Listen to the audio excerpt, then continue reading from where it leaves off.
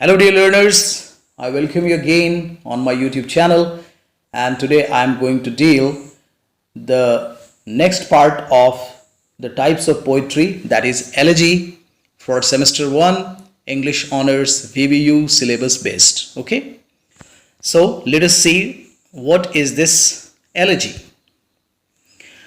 At first, let us know what is the definition of this term. आइए हम लोग जानते हैं कि डेफिनेशन क्या है.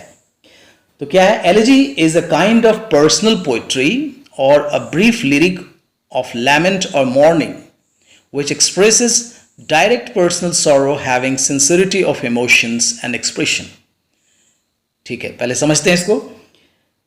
एलेजी क्या है? एलेजी एक पर्सनल पोइट्री है, व्यक्तिगत कविता इसे कहते हैं, या अ ब्रीफ लिरिक एक छोटी शैली में लिखी हुई गीत, छोटा गीत है ये, ऑफ लैमेंट किस चीज का? दुख जताने वाला. मॉर्निंग जब हम लोग किसी के मृत्यु पर दुख जताते हैं, शोक जताते हैं, तो वैसी ही कविता है ये, विच एक्सप्रेसेस डायरेक्ट पर्सनल सॉरो, जिसमें पर्सनल सॉरो को शो किया जाता है, यानी व्यक्तिगत दुख को दिखाया जाता है. हैविंग सिंसियरिटी, इसमें बहुत ही सिंसियर होके इमोशंस को, भावनाओं को दिखाया जाता है, और इसका एक्सप्रेशन बहुत ही सिंसियर होता है. So I hope you understand the definition. Now let us see essentials and features. इसकी खासियत क्या क्या है, इसके कौन कौन से विशेषताएं हैं. So first is expression of grief or sorrow at the demise or death of someone. इसे लिखा कब जाता है? यह तब लिखा जाता है जब किसी की मृत्यु हो जाती है, तो इसमें हम लोग एक्सप्रेस करते हैं दुख को, तकलीफ को किसी के मौत पर. ठीक है, कविता के फॉर्म में लिखकर. A lyric of mourning or turbulence of lamentation.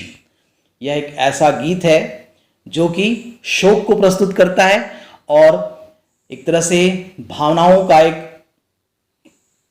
सैलाब आता है, और आदमी बहुत ही जब तकलीफ में होता है, किसी के मरने के बाद दुखी होता है, तो उसका एक प्रस्तुतिकरण है elegy.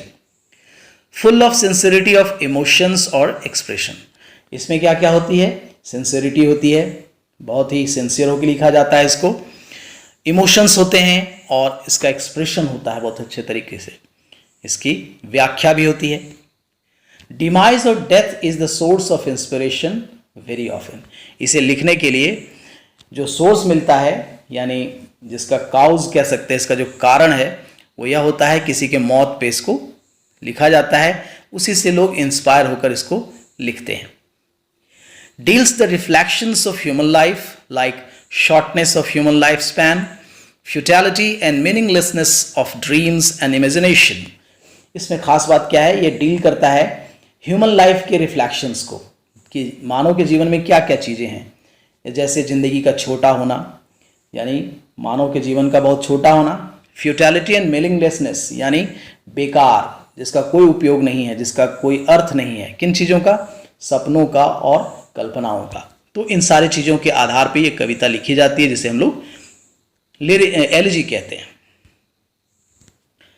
It has actually a dynamic nature. कैसे?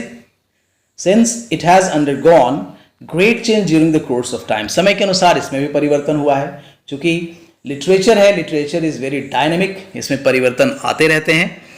Sometimes it does not remain personal. कभी कभी ये पर्सनल नहीं रह जाता, but becomes the medium of communal feelings. कभी कभी सामुदायिक भावनाओं का एक उभार इसमें दिखाई पड़ता है, जैसे किसी बड़े नेता की मृत्यु, किसी बड़े ऐसे व्यक्ति की मृत्यु जो कि समाज का प्रणेता था, तो वैसे आधार पे ये पर्सनल नहीं रह जाता है. Sometimes as a poem of memory और tribute to the departed soul.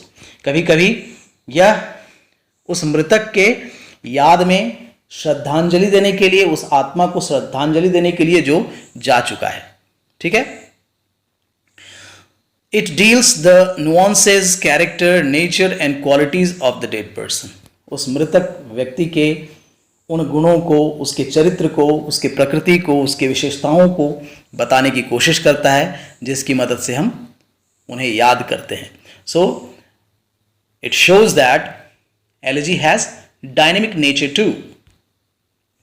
Now, the best known and famous kind of elegy, जो सबसे ज़्यादा एलिजी लिखी जाती है, उसको हम लोग कहते हैं द पैस्टोरल एलिजी. तो ये क्या होता है आइए जानते हैं। अ काइंड ऑफ एलर्जी, यह भी एक प्रकार का एलर्जी है। The word pastoral means to graze, यानी चराना, यानी भेड़ों को चराना, बकरियों को चराना। तो पेस्टोरल वर्ड का मतलब होता है चराना। The origin of the word is from Greek word, यह ग्रीक वर्ड है जिससे इसका ओरिजिन हुआ है, यानी पेस्टोरल वर्ड का। This kind of allergy deals the death of a fellow shepherd. इसमें क्या होता है, ऐसे एलर्जीज में शेफर्ड का मतलब होता है गडेरिया, जो कि भेड़ों को चराता है। तो इसमें जब गडेरिया का दोस्त मर जाता है, किसी कारण से उसकी मृत्यु हो जाती है, तब उसके दुख में वह व्यक्ति कविता लिखता है जो कि पेस्टोरल एलर्जी कहलाता है, क्योंकि उसके मौत के दुख के कारण वह कविता गा रहा है और सुना रहा है। It is very famous allergy in Greeks, यानी पेस्टोरल एलर्जी जो है वो ग्रीक्स में बहुत ही फेमस माना जाता है, ग्रीक के लोगों में। Theocritus is the pioneer of pastoral elegy among Greeks. Theocritus को पायनियर माना जाता है पेस्टोरल एलर्जी का ग्रीक के लोगों में। वर्जिल जो लैटिन पोएट था, उसने एंशियंट रोम में इसको लिखना शुरू किया था। It was written in England during the renaissance to modern age, और इंग्लैंड में रेनासा के दौरान, जिसे पुनर्जागरण कहते हैं हम लोग, से लेकर मॉडर्न एज तक इसे लिखा जाने लगा। So this became the part of poetry. Some of the features of the pastoral elegies. Pastoral elegy के क्या क्या फीचर्स होते हैं। It is a work of art, एक प्रकार से बहुत अच्छी कला है ये। सो वेरी हार्ट टचिंग, इसलिए बहुत हार्ट टचिंग होता है। Due to the expression of sorrows by the poet in the memory of his companion, अपने मरने वाले साथी के याद में वह अपना सॉरो एक्सप्रेस करता है, दुख को दिखाता है। It arrows from Sicilian Greeks, जो सिसिलिया एक जगह है ग्रीक में, वहाँ से इसकी शुरुआत हुई है। In England a product during renaissance to modern age, और इंग्लैंड में यह एक प्रकार का प्रोडक्ट है, कब का, यानी पुनर्जागरण से लेकर मॉडर्न एज के दौरान तक। So these are some of the features. Some famous and popular elegies. अब कुछ हम लोग पॉपुलर एलर्जीज को देखते हैं, जैसे एस्ट्रोफिल, जैसे लिखा है एडमंड स्पेंसर ने, यह भी एक पेस्टोरल एलर्जी है। लिसिडास, जॉन मिल्टन का लिखा हुआ है, this is also a pastoral elegy. Rugby Chapel. Thyrsis, जिसे मैथ्यू अर्नल्ड ने लिखा है। एडोनिस, जिसे लिखा है पीबी शेली ने। In Memoriam, which is very important, on the death of his best friend Arthur Hallam, अपने दोस्त की मृत्यु पर अल्फ्रेड लॉर्ड टेनिसन ने इसको लिखा था, एल टेनिसन ने लिखा था। So these are some of the famous elegies of literature. Let us see the conclusion.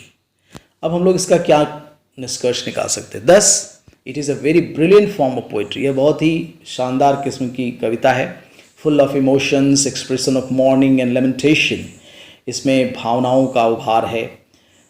Morning, जब शोकाकुल होकर आदमी, दुखी होकर जब किसी गीत को गाता है, लिखता है, based on death of loved ones, किसी अपने प्यारे के मृत्यु पर, तो वो एलर्जी कहलाता है। Deals the life basically it's meaning, यह डील करता है जीवन के अर्थ का। Futility of dreams and imagination, सपनों और कल्पनाओं के उपयोगिता पर प्रश्न चिन्ह खड़ा करता है कि यह बेकार है। एंड शॉर्टनेस ऑफ लाइफ, और जीवन किस प्रकार बहुत छोटी है और इस जीवन में बहुत कुछ करना पड़ता है, कितने दुख झेलने पड़ते हैं, इन सारी चीज़ों को ये डील करता है। So dear students, I hope that you understand it well. So thank you so much for watching the video. Keep on watching. I'll very soon give you the next video on the next portion. Thank you so much.